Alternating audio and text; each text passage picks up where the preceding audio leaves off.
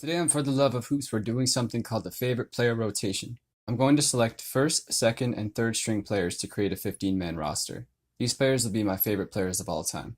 This isn't me trying to make the best team ever. These are just my favorite players of all time on a team together. At the end of this video, I'm going to post to my Twitter, and if you're interested in making a favorite player rotation, you could tweet me your team, and I'll make a video on your personal team.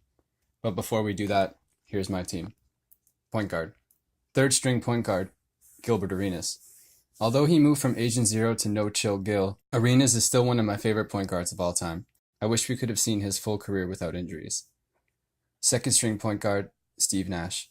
This one is super close between him and who is in first place, but Nash will always be one of my favorites for being able to dominate without an NBA body or even NBA athleticism.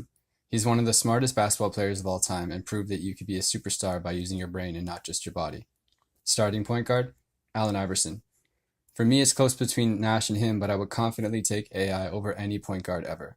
The most exciting, fun to watch, and ruthless point guard of all time, in my opinion. Shooting guard. Third string shooting guard, DeMar DeRozan. Definitely a fan bias here, but his commitment to Toronto, even though he's all the way from Compton, California, has been amazing. Also, his desire to be like my favorite shooting guard of all time places him here. Second string shooting guard, Vince Carter. In my opinion, the most exciting player ever and best dunker of all time. And I don't think we'll ever see another Vinsanity. Starting shooting guard, Kobe Bryant. I'm still a Laker fan because of him, and he's definitely the most clutch player ever in my opinion. From what he's done in his rookie year to his 20th year has been absolutely amazing. Small forward. Third string small forward, Larry Bird.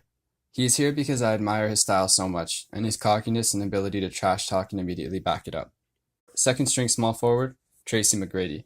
Super exciting, all-around talent, and incredible athlete. He was in the dunk contest with Carter in 2000, and I've loved him ever since. I wish he never left Toronto and never had to deal with such serious injuries. First string small forward, Ron Artest. I don't have any shame in this one at all. I think that he was a player that had anger issues and worked really hard to keep his composure, and what he did in the 2010 playoffs with the Lakers and what he had said after they won Game 7 was so perfect. I really saw how he came around. Then he almost killed James Harden the next year. But he was super impactful on both ends of the floor and was a ferocious defender. Power forward. Third string power forward, Dirk Nowitzki. He's here because of his ability to dominate players way stronger and way more athletic in him using finesse.